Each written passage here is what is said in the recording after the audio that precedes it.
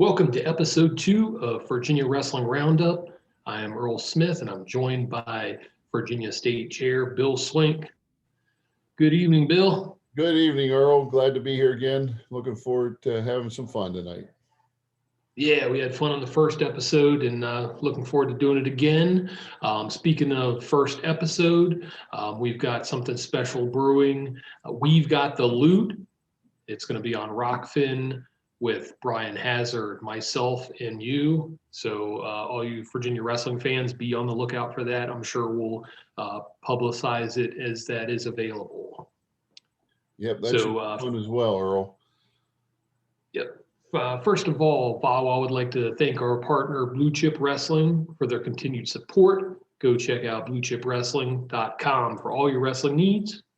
And Bill, before we get started, I know you wanted to touch on something youth related because, tonight we're going to talk about from youth to high school, all sorts of everything in between. So start us off with some youth stuff. Sure, Earl.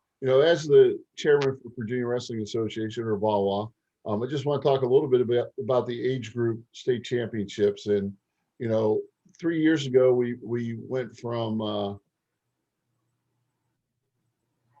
we changed our age groups to align with USA Wrestling's age groups. So a lot of people are asking why the weights and why the age groups. Well, one, we are the state association for USA Wrestling, so the executive committee felt that we should align with that.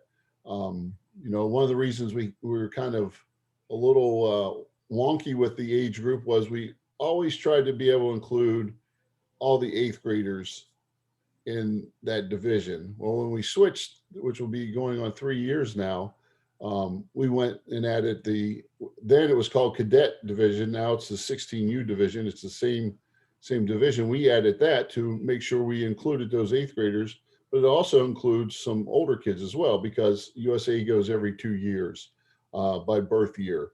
So to do that, we just added that age group. That way we weren't excluding any 8th graders from participating in the and we changed the name of it from Youth Folk Style State Championships to Age Group Folk Style State Championships.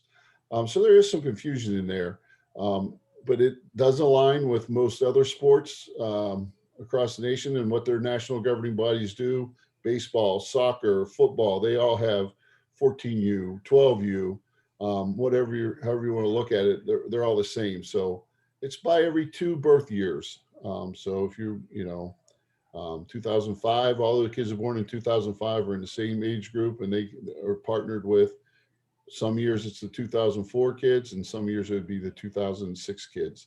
So, they're all together in 2-year groups. So it is confusing for people, but it is, there's a lot of science behind using birth year versus using, other cutoff dates, whatever you might make those from this date to that date.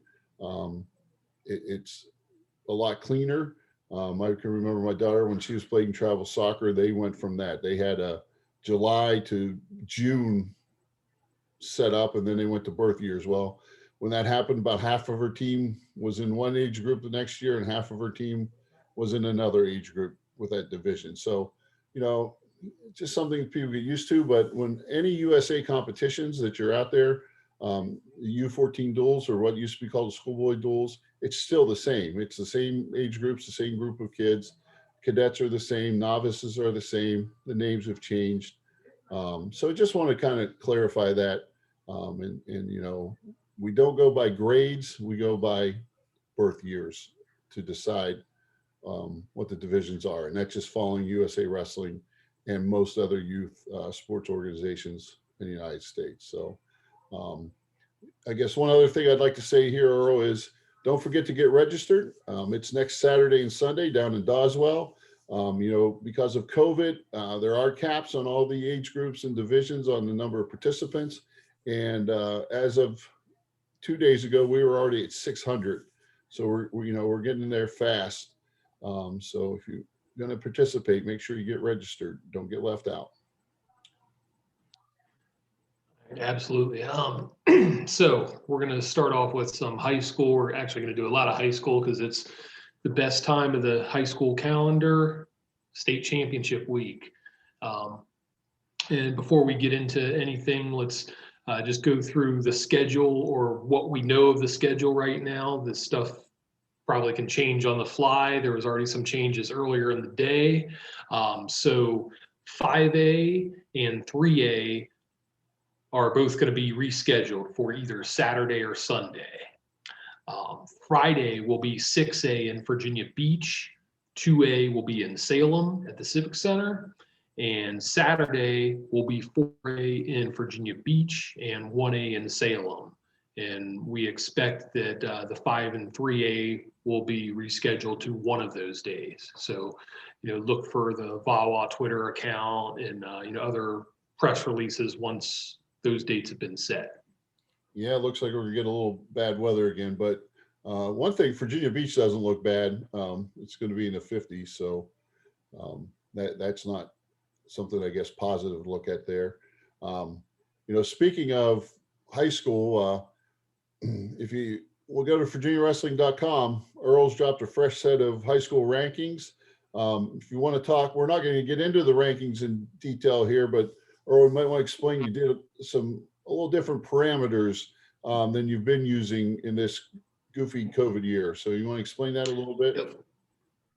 Absolutely. So this has been a new updated set with only the kids that are competing at the state championships. And it's unfortunate, we're all not happy about these kids in schools that have been left out, but for these set of rankings, it's only those schools and those wrestlers. We will add other kids in, as the spring progresses, but that's what it is for now. And then the team rankings are going to be tournament style. So, there may be a team that has less qualifiers, but maybe they're ranked really high. So they may fall higher on the rankings than a team that has, 7 or 8 qualifiers, but maybe none of them are in the rankings, for instance. So Right. That's a little bit about that. Yeah, that's an interesting take. And, doing rankings is very tough because, there's various dynamics in wrestling between a dual meet and tournament. And we're in tournament season now. So, good thing that you did that. I know you do that with the open mat, with the college Division I rankings, with the dual meet ranking, and then the, like the tournament power index or however you word that. So, it's kind of what you've done here with the high school rankings going into the state championships this weekend. We have some region highlights. We'd like to highlight what happened across the state. Some of the regions just finished up yesterday, which was Monday, due to weather this past weekend. So, Earl, you want to talk about the first couple 6A regions, and we'll alternate every 2. How's that? Okay. So 6A, we'll start off with the biggest schools. Region A, we had 8 teams in action. Kellam was number 1, Cosby number 2, and Ocean Lakes number 3. Kellam will be taking 11 wrestlers to the state tournament, and that's going to be a pretty hard number to beat. We talked about some of the favorites last time, and they're definitely going to be one of those at 6A. Region B, we had 15 teams in competition.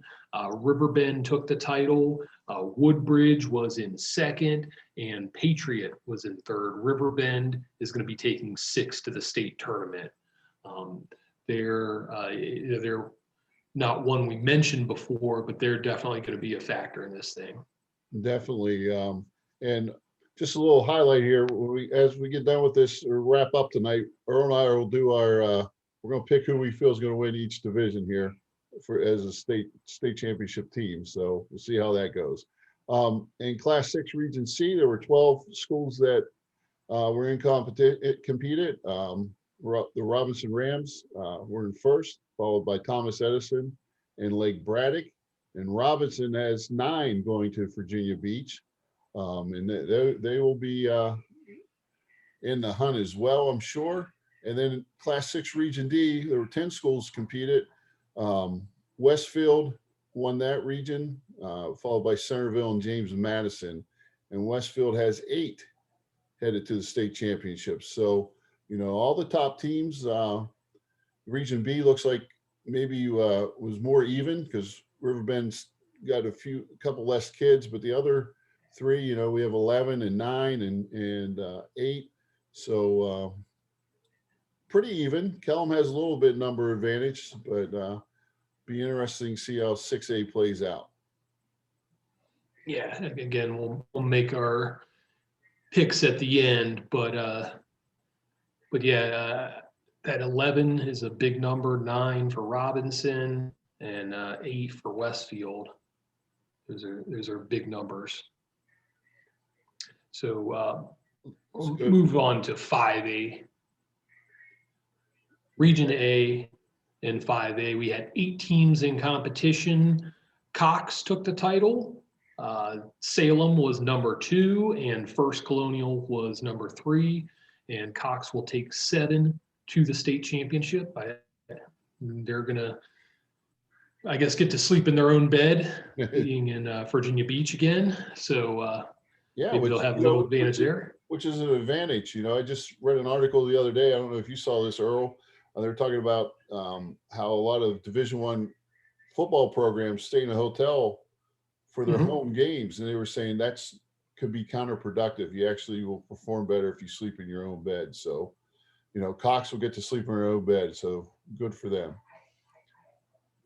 Yeah, I'm an old guy, but I know if I sleep in a hotel and I don't have my pillow and everything, my neck and back are sore. But again, these 16 and 18-year-old kids probably don't have to worry about that. So going to Region B, we had 7 schools that were in competition. Midlothian won the title. Prince George was 2nd. Atlee was 3rd. Midlothian will take 7 to Virginia Beach. I know when we talked about 5A last time, we were kind of unsure what was going to go on. And Midlothian was a team that we didn't mention, but they have a lot of young talent. I don't know if they're ready to take the title, but they're going to be a team to contend with for the next few years. Definitely. And I read the article. I don't remember the years, but it's been a long time since they've won a regional crown in Midlothian. So, their team on the rise, it looks like. Let's move to Class 5 Region C. They had 9 schools compete in that region this year. The reason we're mentioning schools, with COVID, they're not necessarily, all the regions don't have all the teams competing. So just wanted to put that out there. Woodgrove won the title in Region C, followed by Freedom South Riding in 2nd, and number 3 was Stonebridge. And Woodgrove will be sending 6 down to Virginia Beach to compete this weekend. And then in Region D, 5D, only 5 schools competed. Brook Point, 4-time defending 5A champions, won that title, followed by Mountain View. And Brook Point taking a bunch. They've got 12 going to the big dance down in Virginia Beach. So in 5A, they've got a pretty good numbers advantage on the field. So we'll see how that plays out. All right, we'll move to 4A, Region A. There was only 2 teams in competition. That was kind of one of these funny regions that we've talked about in the past. So it was just Smithfield and Grafton, and Smithfield won the regional title. Both schools will take anybody that competed at their, I guess, regional dual meet to the state tournament. Then we go to Region B. 14 teams were in competition. Powhatan was 1st, Eastern View was 2nd, and Spotsylvania was 3rd. Powhatan is going to take 6 to Virginia Beach. And, we've talked about just the depth of that particular region. I know Powhatan, I think they had 2 state placers and maybe another previous state qualifier that didn't qualify this year. So I'm sure you can look at some of the other schools in the region and probably say something similar. Yeah, it was a very competitive region. Move on to Region C in Class 4. They had 12 schools competing, and surprise there, or I thought it was a surprise. Loudoun County came away with the regional title in 4C, followed by Liberty, Bilton, and Fauquier. And Loudoun County is going to take 6 athletes down to the state championships this weekend. And then in Class 4 Region D, 6 teams competed. Amherst County won the regional championship, followed by Salem and Blacksburg. And Amherst has 8 going to Virginia Beach. So nobody has a big numbers advantage in 4A. So, they'll have to get a lot out of the kids that they have. The team is going to come out on top of that classification. All right, let's move to 3A. And we had, let's see, Region B, we had 10 schools in competition, and Skyline took the title there. They came in at number 2 overall in the state rankings. Warren County was 2nd and Brentsville was 3rd. Skyline will take 11 to Salem, and we're going to have quite the race down there. The Region D had 8 schools in competition. Christiansburg took the title. William Byrd was the runner-up with Northside in 3rd. Christiansburg will take 9. Wait, I don't know what I did, Earl. My notes are messed up. Where'd the other regions go? I saw that too. I know. I must have hit. I know New Kent. Yeah, I knew. Region C. It was New Kent. They had 2-time defending state champs, winning Region C, and I think what do they have? 9 or no? They have 11. Yeah, they have 11. 11 going to the state championships, and then I'm getting on track wrestling, guys. Region A, in 3.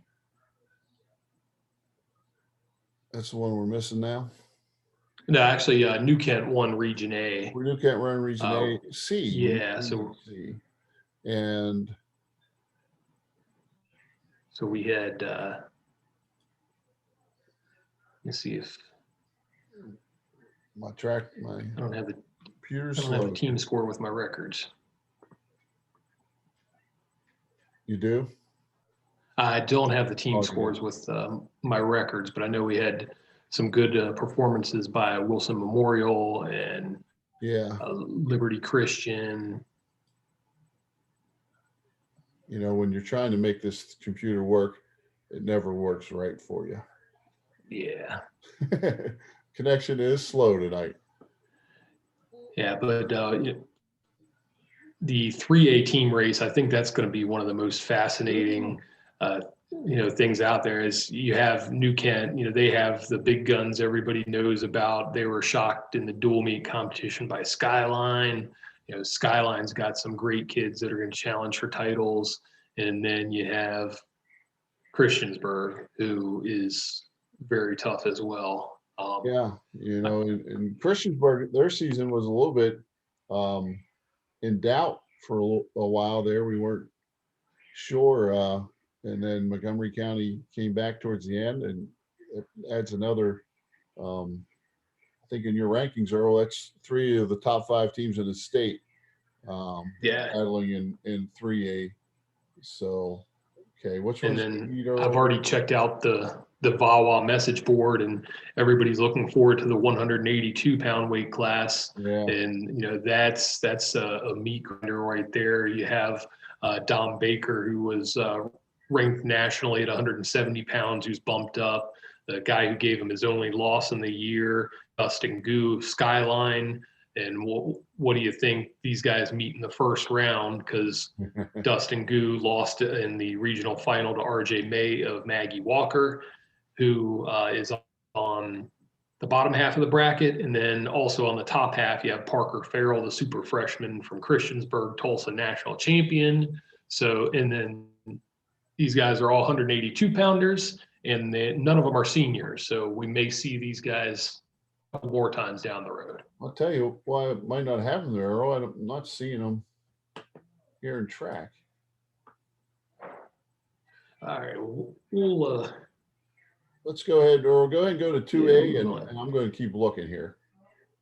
yeah, so 2A in the East region, we only had 4 teams competing. Pocosin was first with Bruton second. Pocosin's going to take 11 to Salem, and they're going to be, one of your clear-cut favorites there. In 2B, 8 schools were in action. Strasburg won the title with Clark County second, Buffalo Gap third. Strasburg is going to take 6, and they're going to be a player as well.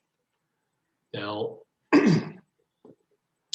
Yep, and then in 2C, that's why I'm not seeing their results in track. So that might have been why I didn't have them. 2C, we had 5 schools competing, and James River won that region in 2C.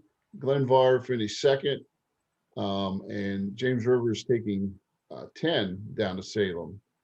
And then in 2D, we had 10 schools compete, so that region was pretty full. Lebanon wins the title, followed by Richlands and John Battle, and Lebanon is taking 7 to the state championships. So, Pocosin maybe has a little bit of a numbers there, but James River not right behind him with 11 and 10 respectively there. And yeah, then, so then moving on to 1A, we're going to have Region D had 10 schools in action. Grundy was first, Rural Retreat was second, Chilhowie was third, and Grundy will have 12 wrestlers going to Salem, and expect to see Grundy and Rural Retreat at the top of a lot of these weight classes. yeah, and then Class 1's a little different. We have 1C. They had 5 schools compete. George Wythe wins that region, followed by Galax, and George Wythe will have 10 down in Salem, or up in Salem, competing, or down for us. And then we in Class 1, we have an AB combined region. There were 5 teams that competed in that. Riverhead's taking the title, followed by Franklin, and Riverheads has 13 going to the state top championships. So got 3 schools there with a lot of kids, actually 4. You got Grundy, Rural Retreat, George Wythe, and Riverheads, all with big contingents down at the 1A state championships. Yeah, Riverheads is a program that they've got a lot of young kids that have had success at the VAWA age group tournaments over the past few years. So they've got a lot of freshmen, sophomores that are really tough and could make things really interesting. Yeah, should be fun watching that. They're all going to be fun to watch. So I think that's all right. So go to a little college talk now. Yeah.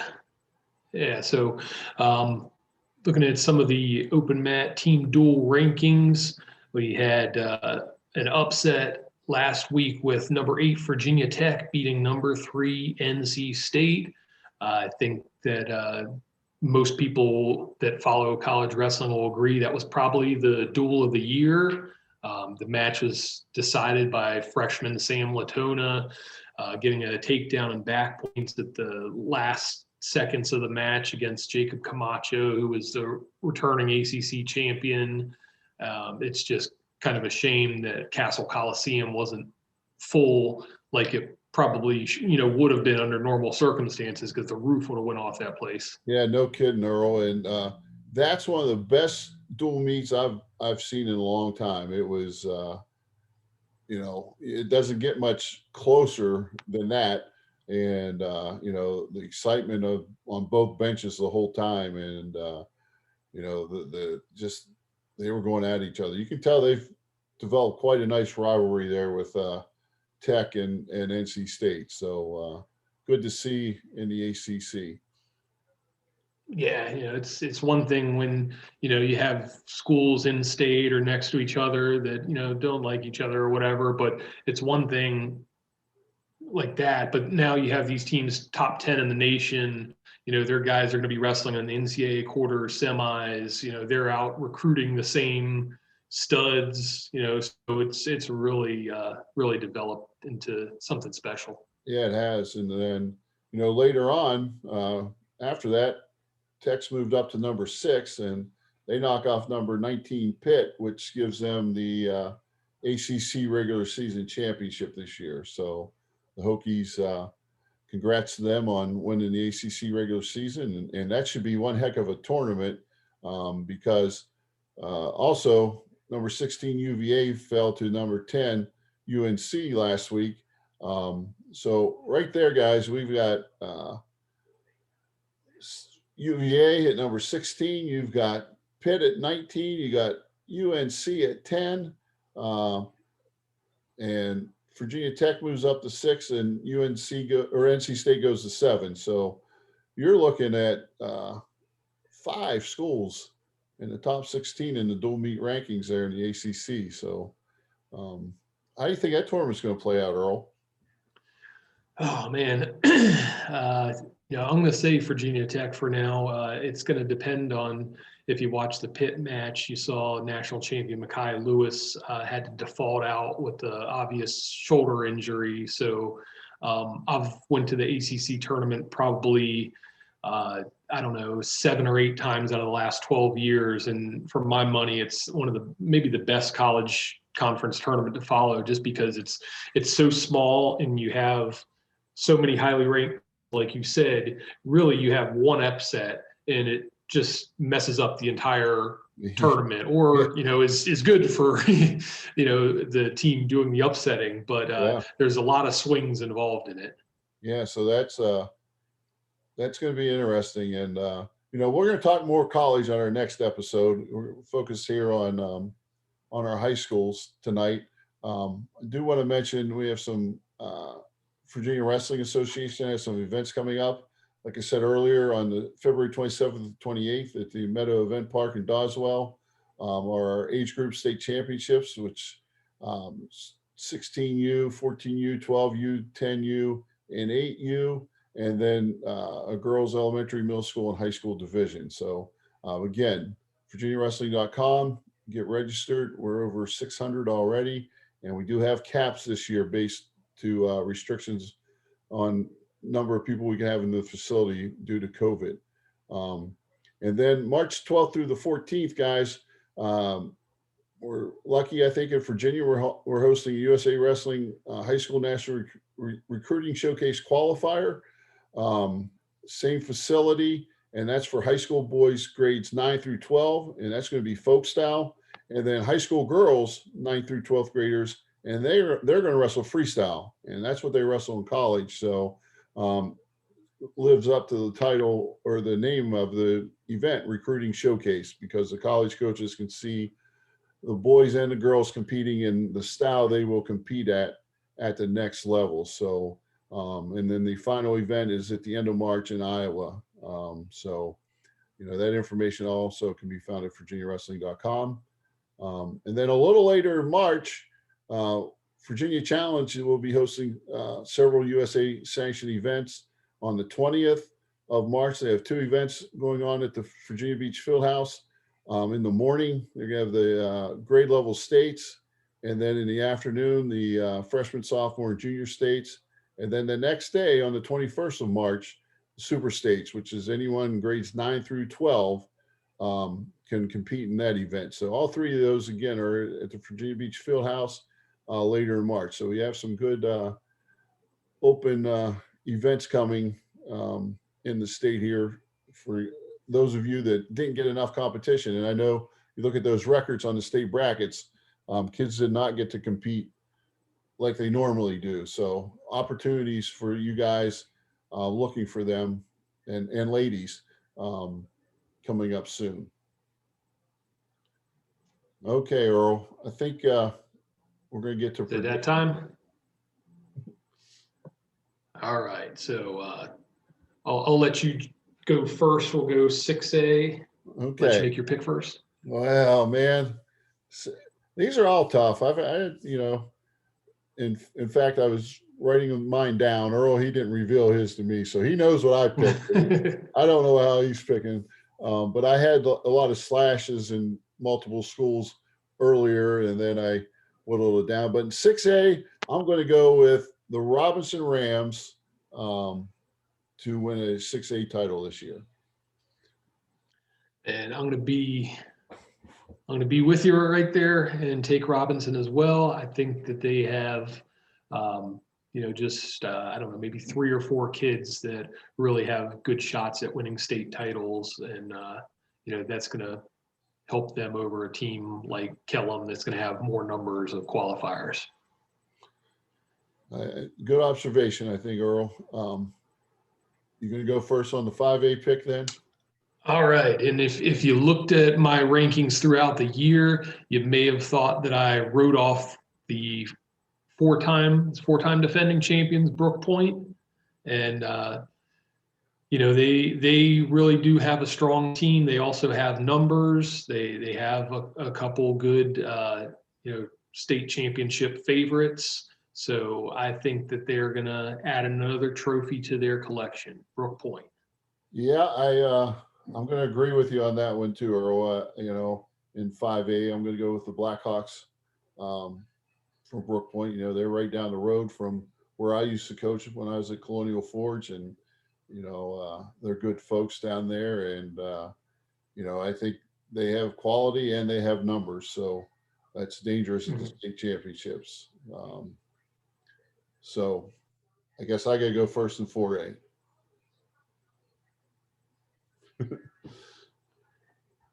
So All right. So 4A, this is probably where we're going to differ, right? it could be. This was 4A and 3A. I struggle with the most. Not that I didn't struggle on all of them, but 4A, like I said, there's nobody has a big numbers advantage, and there's a lot of teams that have some really quality guys. That you're looking are going to make the finals. Man, brackets came out, and that gives you a little bit of help. At least you kind of know where kids are at in the bracket, but still, it was tough. I'll go ahead and go first here, Earl. I'm gonna pick the East Review Cyclones to win the 4A state championship this year.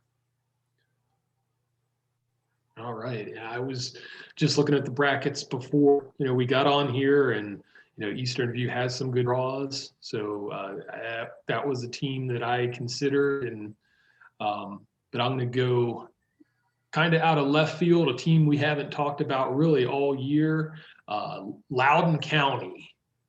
I'm going with Loudoun County. They have 6 qualifiers. They had one of the bigger upsets of the regionals with Luke Roberts beating Mason Barrett at 132 pounds. That sets up a potential semifinal between Britt and Sean Hall, which is an excellent match. I think they have some decent draws, and I'm going with those guys to kind of surprise everybody. All right, that's a big one. And like I said, I had 6 schools in mind, and I think you could have put them the names in a hat and picked one out, and you might have had an equal chance to draw the winner there. But it should be a fun tournament. I think it and 3A will both be interesting to watch. So going to 3A, I think you're first this time, Earl. All right. So, this one really got a little more exciting than maybe we imagined at the beginning of the year with, Skyline's performance in dual competition, but we're talking tournaments now. And I have to go with New Kent, adding another trophy. I just think that they have too much top level firepower, but it will be fun between Christiansburg and Skyline. Yeah, well, we're not going to differ here, Earl. I'm going with you. I'm going to go with the Trojans down at New Kent as well to win the 3A title. But it's going to be interesting. I think Skyline and Christiansburg both have very good teams. So see how Christiansburg performs. I know they wrestled in a lot of open events when they're as a club when they weren't participating. So it hasn't been like they just sat around and got some rust because their kids were competing. But man, yeah, Skyline, I had them first, then I went to New Kent, and I'm kind of going. New Kent, I think, has some top end, and they have depth as well, and some numbers advantage. So I'm going with the Trojans as well. Okay. All right, let's go to 2A. Yeah, 2A. I was like, yeah, I don't know who. 2A. I was like, man, I think Strasburg has a good team.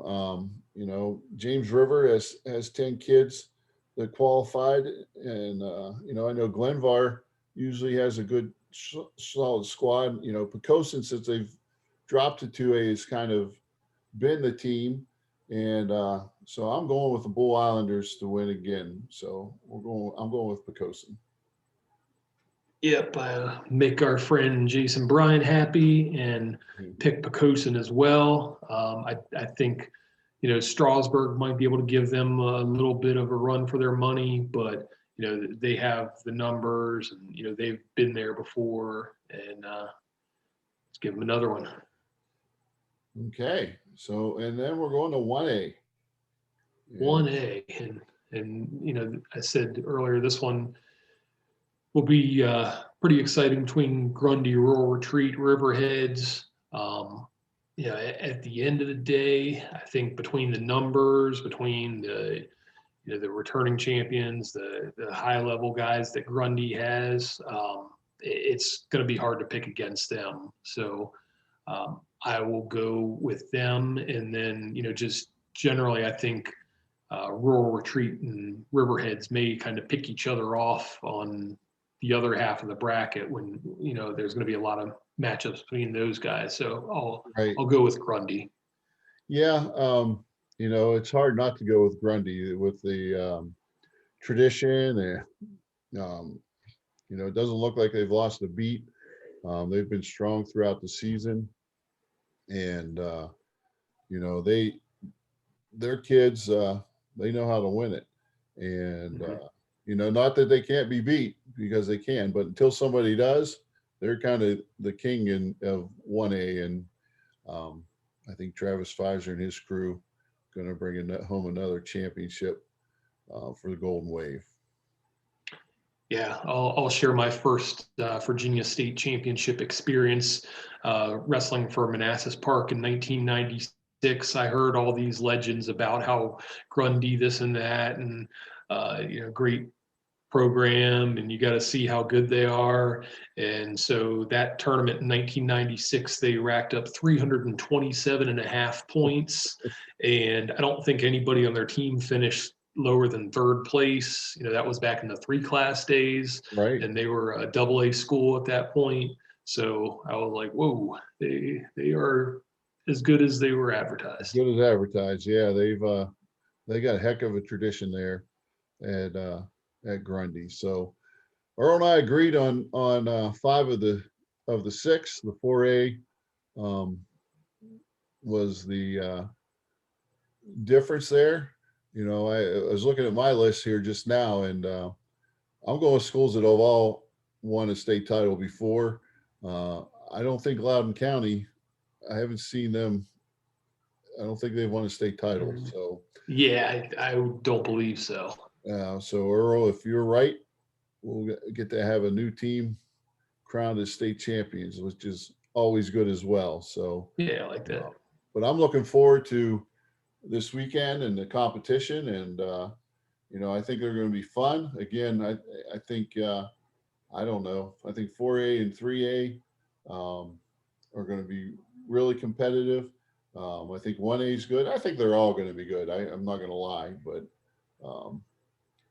you know, it should be fun, and we wish everyone luck.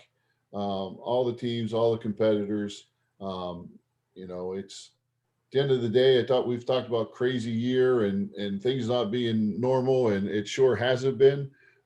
So, you know, I'm thankful that the teams that were able to compete, uh, they get an opportunity, and those kids get an opportunity to win state championships and become state medalists. Um, you know, there's other states that have pushed their seasons off way later, and who knows what's going to happen, you know. So Illinois, I don't know if they've even come up with a plan yet in Illinois. So No, I don't think so. yeah, you know, we should be thankful that we're getting to compete this weekend. Yeah, and we're kind of in a unique situation where, some of these states have just all said no or all pushed it back or, whatever is the case. And, we have these little pockets here and there where maybe they're not wrestling, but they are over here. So like you said, it's made for a weird, unusual season, but at the end of the day, it's state tournament weekend, and that's a special time. It sure is, Earl. I know when I coached, this was my favorite weekend of the year. You know, that's what you put in all the time in the off season and through the regular part of your season. You know, it was all geared to this one final weekend. So, you know, there'll be some dreams made and some hearts broken. Yeah, and before we go, just maybe to pick your brain a little bit, at this time of the year with your experience, mainly with the Colonial Forge, but a couple other schools in Virginia, as we're a couple of days out from the state tournament, they always say the hay's in the barn. You're not going to change somebody's conditioning today, or you're not going to necessarily be able to show them new moves that are going to win a state title, generally. Right. But what are you focused on these last maybe 2-3 days before the state tournament? You know, we kind of kept it normal in practices. We cut the time down, but what we did, we kind of kept the same. We focused a lot, you know, on making sure they were mentally prepared, that they felt good about themselves. You know, that we kept telling, you know, always telling them they're ready. This is what you trained for. This is what you know, all the sweat and sacrifices you made all year long.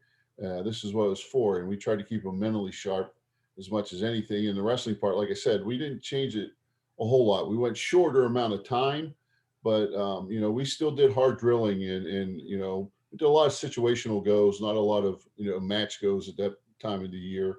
So we did, you know, put them in a lot of situations and have them do some live, you know, 15-20 second goes. And again, trying to stay mentally focused, just, you know, let each kid know they were prepared and they were ready.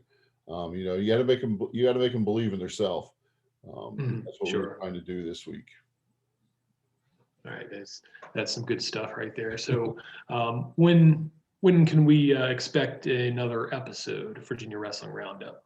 Well, Earl, I would say if we can maybe do one, maybe we'll do one next week as kind of a wrap up. Yeah, why not? May as And well. and wrap up the VHSL season. You know, we're not sure what the private schools are going to do 100% yet, but we'll figure that out and talk about it when we have more information, and maybe talk a little more college next week. But I think a wrap up show of the state championships will be fun to do, and maybe we get some coaches on with us. That sounds good to me. Well, thank you everybody for joining us on episode 2 of Virginia Wrestling Roundup. And remember to check out bluechipressling.com for all your wrestling needs. Good night, everyone. Whoops.